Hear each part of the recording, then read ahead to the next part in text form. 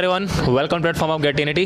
जैसा कि आप लोग देख रहे हो कि मंच सज चुका है, माहौल बना हुआ है, सारे के सारे गेट के रैंकर्स आज हमारे साथ में हैं। सो इन्जॉयमेंट का माहौल के साथ साथ में एक मोटिवेशन भी ज़रूरी होता है। सो इस मोटिवेशन को कंटिन्यू करते हुए आपके साथ में हमारे साथ नेक्स्ट रैंकर्स कनेक्ट कर चुके हैं और इस सीरीज़ में हमारे साथ सबसे पहले हैं धीरज, ठीक है ना, और साथ में है हमारे साथ में निशांत एंड निष्ठा एंड अभय, ठीक है ना। सॉरी फॉर इंटरप्शन, मैं भूल जाता हूँ थोड़ा सा, और एक्चुअली भूलने का मेन रीज़न क्या है मैं बता देता हूँ आपको, ऑन द कैमरा बता देता हूँ। फर्स्ट टाइम मीटिंग कर रहे हैं हम लोग, बिकॉज नाम सुना हमने पहले लेकिन फेस टू फेस कभी मीटिंग नहीं किया, ठीक है ना। तो एक्चुअली सेम फेस का नेम क्या है वो हमें ध्यान नहीं रहता है, नेम पर एक्चुअली ध्यान रहेगा। सो चलिए कंटिन्यू करते हैं। और आज अभी जो हम बातचीत करने वाले हैं वो ये है, सबसे पहला क्वेश्चन तो मैं सर यही पूछूंगा, यहाँ आकर के आज लग कैसा रहा है? अच्छा लग रहा है। पहले मतलब शैलेंद्र सर ने मुझे कॉल किया था तो सर ने पूछा था मुझसे कि आप यहाँ आ जाइए। वैसे एनपीसीएल में छुट्टी नहीं मिलती है, छुट्टी हैं तो मैं घर पे ही मतलब टाइम बिताना सही करता हूँ। पर सर ने जैसे ही बोला ना कि वीडियो में तो कई बार देखते हैं, सामने देखने का, तो एक साथ दिमाग में लग गई वो बात, नहीं सर अब तो मैं ज़रूर आऊँगा। तो यहाँ आके अच्छा लगा, इवेंट हुए, सर से मिलने का वो HOD थे जो, उनसे काफ़ी कुछ सीखने को मिला, तो बहुत अच्छा लग रहा है। काफ़ी नए रैंकर्स से मिला, उन्होंने अपने एक्सपीरियंस शेयर किए। मैंने अपने जो इंटरव्यू दे चुका हूँ मैं NPCL IUCL वगैरह के, उनका एक्सपीरियंस शेयर किया, तो काफ़ी अच्छा लगा यहाँ आके। निशांत, आपसे मेरी चैट चल रही थी, आपके पास टिकट अवेलेबल नहीं था, है ना, बहुत सख्ते में थे कि आप आएंगे नहीं आ पाएंगे। एट द लास्ट मोमेंट आपने इसकी प्लानिंग कैसे की? सर मेरी सुमित सर से बात हुई जिसके रिगार्डिंग में, तो सर ने मेरे को रैंक के आने के पहले ही बोला था कि बेटा रैंक आ रही है आप आ जाओ करके। बट एक मेंटल सेटिस्फेक्शन मुझे नहीं था कि रैंक जब तक नहीं, एक होता ना सर, एक वो ठप्पा लग जाए करके, श्योर हो जाऊँ मैं आ रही है, तब मैं पूरा डिसाइड करता हूँ। एंड जब रैंक आई सर तो वो बधाइयों के मैसेज इतने आए कि मैं लेट हो गया टिकट कराने में, तो मुझे मिल नहीं रहा था। बट सर जितने सोच लगा सकता था मैंने लगाया। एंड जब मैंने टिकट सर को भेजा तो सबसे हिलेरियस रिप्लाई सर का था, सर ने बोला बेटा कोशिश करने वालों की कभी हार नहीं होती। तो सर मैंने इससे बोल दिया था कि काम कर लो, भोपाल से आना था इसको, ठीक है ना, मैंने बोल दिया था कुछ नहीं मिलता है तुम बस में आ जाना। बोला सर बस में डर लगता है। मैंने कहा भाई परेशान मत हो, कोहरा नहीं है अब, तुम सेफली आ जाओगे। And leaving joke aside sir, it's truly an honour sir for me to be here. इतने सारे लोगों से मिलने का मौका मिला, इतने सारे लोग से सीखने का मौका मिला। मैं सर से मिला, सर जो भी करेंटली PSU में काम कर रहे हैं उनके एक्सपीरियंस जानने का मौका मिला। हमसे जो अच्छे अच्छे रैंक लेके आए मैम लोग से मिलने का मौका मिला। ये अभय से मिलने का मौका मिला, वो 3rd ईयर में एंड इतना अच्छा रैंक लेके आया। तो एक होता है सर, पता चलता है अगल बगल आपका कितना कॉम्पिटिशन है। एंड हम सब बेसिकली जब टेस्ट वगैरह कम्पीट कर रहे होते हैं तो एक दूसरे के हम नाम देखते हैं, बट सामने एक इतने सारा एक अच्छा माहौल देखने को मिला सर। एंड जैसे भी आप सर ने बताया था कि जो फैकल्टीज आए थे रिस्पेक्टिव जो आप लोग के टीचर वगैरह थे, तो एक सर बहुत अच्छा इन्वायरमेंट आज हमें मिल पाया आप लोग के through. So thank you sir. So अभी आप अब इस साइड मेरे देख रहे होंगे, एक 3rd ईयर स्टूडेंट है और काफ़ी जद्दोजहद और लड़ाई जारी रही, कई बार सक्सेस मिलती है, ठीक है, लेकिन इस बार एक अलग ही लेवल अचीव किया निष्ठा ने, ठीक है। 2016 बीटेक कंप्लीट हुआ और 16 रैंक इस बार। तो ये 16 का कोई कॉम्बिनेशन है? सर ये तो नहीं पता, कोई कॉम्बिनेशन तो नहीं, ये तो लक बाय चांस ऐसा हो गया कि 16th रैंक मेरी आ गई। मुझे तो उम्मीद नहीं थी कि 16th रैंक आएगी, क्योंकि जिस हिसाब से पेपर में देकर आई थी मुझे तो लगा था कि शायद 100 के पार जाएगा, क्योंकि अनअकैडमी पे जब प्रेडिक्टर देखा था तो वहाँ पे 200+ रैंक दिखा रहा था। तो मुझे लगा इस बार भी गया, अब तो चांस ही गया, अब तो छोड़ के आगे ही प्रैक्टिस करना पड़ेगा। लेकिन जब आप लोगों से बात हुई, आप लोगों ने जब बताया कि मेरी रैंक जो है वो टॉप 20 में आ रही है, तब कुछ सेटिस्फेक्शन मिला। पर मैंने अपने घर वालों को नहीं बताया था, उनको थोड़ा सा रखा कि ये उसी टाइम पे बताएंगे जब आएगा। लेकिन निष्ठा, आपको मेरे ऊपर बिलीव कैसे हुआ कि मैंने बोल दिया अंडर 20 आएगी? सर एक भरोसा हो जाता है, क्योंकि सर मैंने आपकी टेस्ट सीरीज़ को फॉलो किया था, आपके कुछ सेशंस को भी फॉलो किया था, जो आपकी गाइडेंस मैंने ली थी इंटरव्यूज़ के टाइम पर, जब मैंने BARC का इंटरव्यू दिया था एंड UPPSC का इंटरव्यू दिया था, तो उस टाइम पर मैंने आपकी गाइडेंस ली थी। एंड उस गाइडेंस से मुझे ये रियलाइज़ हो गया कि आप जो बोल रहे हैं ना वो सही ही बोल रहे होंगे।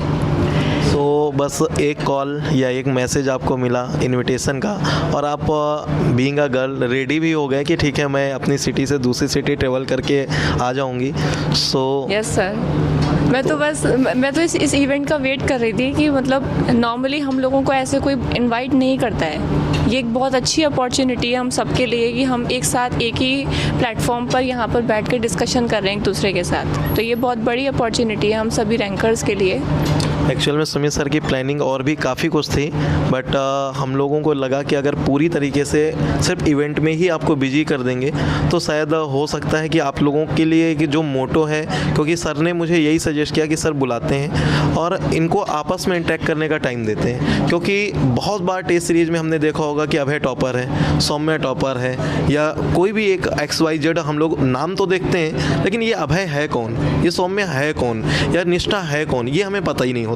तो इसलिए भी ये ज़रूरी था कि आप वो मिलें, क्योंकि जैसा सर ने अभी प्रीवियस इंटरव्यू में भी ये बात बोली कि अगर आप यहाँ के अलावा मान लो IOCL के इंटरव्यू देने गए होते, वहाँ मिले होते, तो वहाँ पर आप दुआ कर रहे होते यार मेरा हो जाए।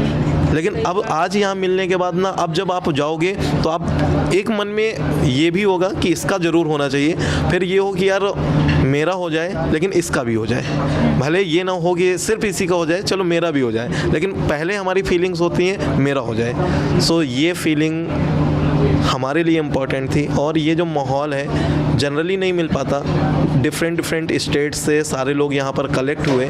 सो मुझे बहुत अच्छा लगा, क्योंकि हम लोग कभी ऑफलाइन के टीचर हुआ करते थे और ऑनलाइन दुनिया में सिर्फ अभी क्या होता है कैमरे को पढ़ा रहे होते हैं, तो वो एक कभी फीलिंग नहीं आती।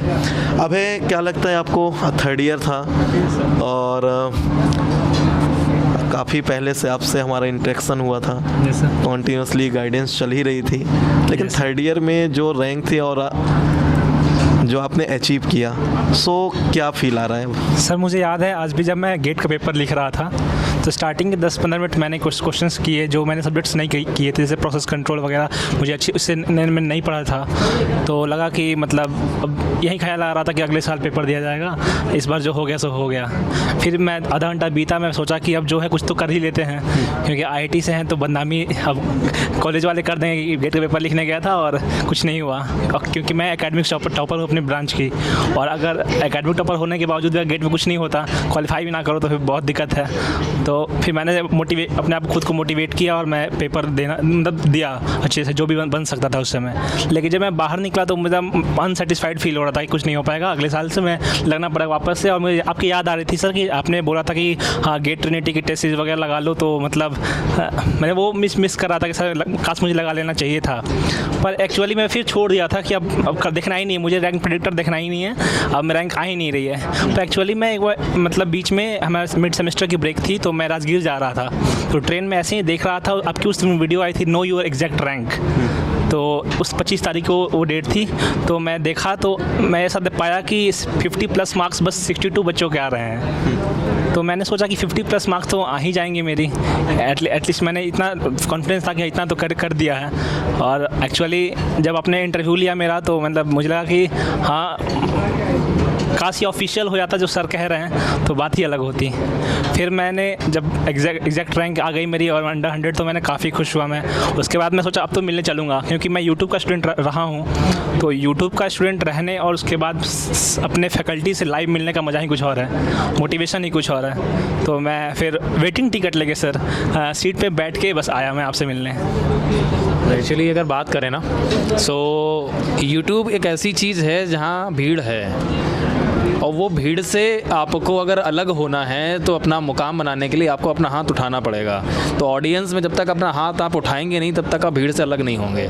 तो यूट्यूब एक वही चीज़ है, ऐसा नहीं है कि यूट्यूब से आपके पास रैंक नहीं आ सकती है, सामने एग्जाम्पल बैठा हुआ है, लेकिन उसके लिए भी उसने जो मेहनत की है वो मेहनत आपको करनी पड़ेगी। अच्छा एक चीज़ पूछूँ अगर मैं पर्सनली? Yes sir.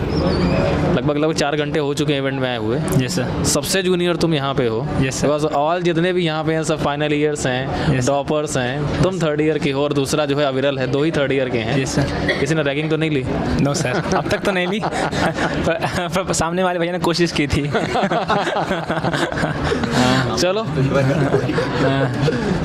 वो ऑलरेडी NPCL में बैठा हुआ है, ठीक है ना, ठीक है, कोई दिक्कत नहीं है। आज अगर सैल्यूट मारना पड़ जाए तो मार लेना, लेकिन गारंटी के साथ बोल रहा हूँ कि कभी ना कभी बंदा जो है ना तुम्हारी हेल्प जरूर करेगा, ठीक है।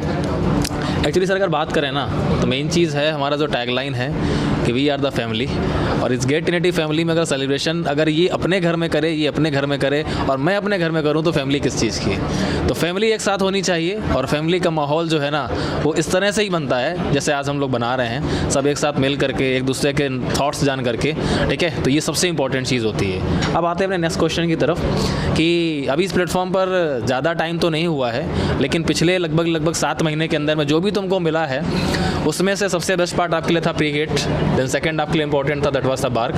अब थर्ड, फोर्थ और फिफ्थ लाइन कंटिन्यू हो चलती जाएगी। तो तुम लोगों से पूछना चाहता हूँ कि अभी बहुत सारे रिक्रूटमेंट्स आने वाले हैं, इंटरव्यूज़ आने वाले हैं, IIT काउंसलिंग होने वाली है, तो नेक्स्ट तुम लोग का ऐसा स्पेसिफिक कुछ डिमांड है क्या जिसके लिए हम लोग अपना जो है ना एफर्ट देना स्टार्ट करें? ये मेन टेस्ट सीरीज में रहेंगी सही इनके लिए, जैसे एग्ज़ाम है काफ़ी, आज RFCL है, फैक्ट का रिक्रूटमेंट आया, क्योंकि ये होते हैं कि ये गेट की तरह नहीं होते कि 3 घंटे दे दिए 65 क्वेश्चन, ये यहाँ तो आपको 100 क्वेश्चन 2 घंटे में करने, जिसमें क्या है आपकी स्पीड मेंटेन होनी चाहिए, वो आपकी प्रैक्टिस से आएगी। ये नहीं है कि आप बस देख के चले गए, कंसेप्ट सबका बराबर ही क्लियर होता है लगभग, इतना नहीं है, कुछ सिली मिस्टेक से आपको बचना है। किसी एग्जाम में आपको नेगेटिव मार्किंग नहीं मिलेगी, तो आपको लंबे क्वेश्चन से किस क्वेश्चन को छोड़ना है ये आर्ट आनी चाहिए। तो फिर ये तो मेन टेस्ट सीरीज से ही होगा, तो टेस्ट सीरीज का जो लॉन्च मेन होना वो जरूरी है। निशान, क्या लगता है आपको, जैसे इन्होंने RCFL और RFCL, इसरो और फैक्ट, है ना, तो आपको क्या फीलिंग है इसकी? Sir first of all test series एक इंटीग्रल पार्ट होती है सर हमारे, किसी भी हम एग्ज़ाम की प्रिपरेशन कर रहे हो। जैसे सर ने बोला कि ये गेट का पेपर जैसा तो बिल्कुल नहीं होता है, सो बहुत ज़रूरी है कि जो बच्चे मतलब गेट में अच्छा प्रिपेयर नहीं कर पाते, फिर उनका रैंक अच्छा नहीं आ पाता है, सो उनके पास एक बहुत अच्छा ऑप्शन रहता है कि वो ये वाले एग्ज़ाम्स के थ्रू अच्छे प्लेसेस में जा सकते हैं, एक अच्छा डिसेंट पैकेज कमा सकते हैं, बट उसके लिए भी सर प्रिपरेशन बहुत ज़्यादा ज़रूरी होती है। एंड जैसे सर ने बताया कि इनका बेसिकली ट्रेंड अलग है क्वेश्चन आस्किंग का, सो हमें उससे अवेयर होना बहुत ज़्यादा ज़रूरी है, एंड जिसके लिए सर वो बिना टेस्ट दिए हमें शायद ना हो पाए, शायद क्या हो ही नहीं पाएगा। सो इट्स इंपॉर्टेंट सर कि ये जो फैक्ट हो गया, इसरो हो गए, इनके लिए हम टेस्ट प्रैक्टिस कर पाएँ, एंड उसके लिए बहुत ज़्यादा ज़रूरी है कि हमें उस तरह का इन्वायरमेंट मिल पाए। सो सर जिस तरह हमें ट्रिनिटी ने इन्वायरमेंट दिया था, चाहे गेट के लिए रहा हो चाहे बाग के लिए रहा हो, सो आई थिंक इनको भी हमें इंक्लूड करना चाहिए हमारे प्लेटफॉर्म पे। Okay, right. सो निष्ठा, ये टेस्ट सीरीज जो रहेंगी तो आपको क्या लगता है, क्योंकि देखो गेट जैसा तो नहीं है कि हम इसमें 100 टेस्ट पेपर दे दें, ये क्योंकि रिक्रूटमेंट आता है तो पहले फॉर्म रिलीज होता है, ऑलरेडी इसरो, फैक्ट और RCFL इन तीनों के फॉर्म रिलीज हो चुके हैं, लास्ट डेट ओवर हो चुकी है, कभी भी इनका डेट अनाउंस हो सकता है एग्ज़ाम का, तो शायद उतना टाइम तो नहीं होगा, तो कितने टेस्ट सफिशिएंट होंगे जो कि हम पर्टिकुलर टेस्ट सीरीज़ में दें? सर बेसिकली अगर हम देखें तो नॉलेज सबके पास है, जितने भी स्टूडेंट्स गेट को क्रैक करके आ रहे हैं, नॉलेज सबके पास है, उन्हें बस चेक करना है कि वो इस टेस्ट के लिए अपीयर अगर हो रहे हैं तो उसमें वो क्या स्टैंड कर रहे हैं। तो आई थिंक 4 और 5, 6, 7 मतलब 4, 5, 6 सफिशिएंट है वो टेस्ट सीरीज़, क्योंकि 1-2 टेस्ट में उन्हें पता लग जाता है कि उन्हें किस तरह से जो है एग्ज़ाम का इंटरफेस मिलेगा, तो उस हिसाब से प्रिपेयर करना स्टार्ट कर देते हैं खुद को। तो इसीलिए मतलब आई थिंक मेरे हिसाब से तो 4-5 टेस्ट सीरीज़ सफिशिएंट है, क्योंकि मैं खुद पर्सनली ये चीज़ फील कर चुकी हूँ। मैंने भी आप लोगों की टेस्ट सीरीज़ को फॉलो किया था, तो उसमें भी मुझे आइडिया लग गया था कि 4 टेस्ट, जब आपने गेट का टेस्ट सीरीज़ लॉन्च किया था प्री गेट वाला, तो उसमें 4 टेस्ट में ही मेरी अच्छी खासी स्पीड कवर अप हो गई थी उसमें। सो आप काफ़ी टाइम से मतलब टेस्ट सीरीज़ को आपको काफ़ी एक्सपीरियंस है, आप काफ़ी टाइम्स गेट एग्ज़ाम फेस किए हैं, और गेट ट्रिनिटी में सिर्फ हमने 4 टेस्ट दिए।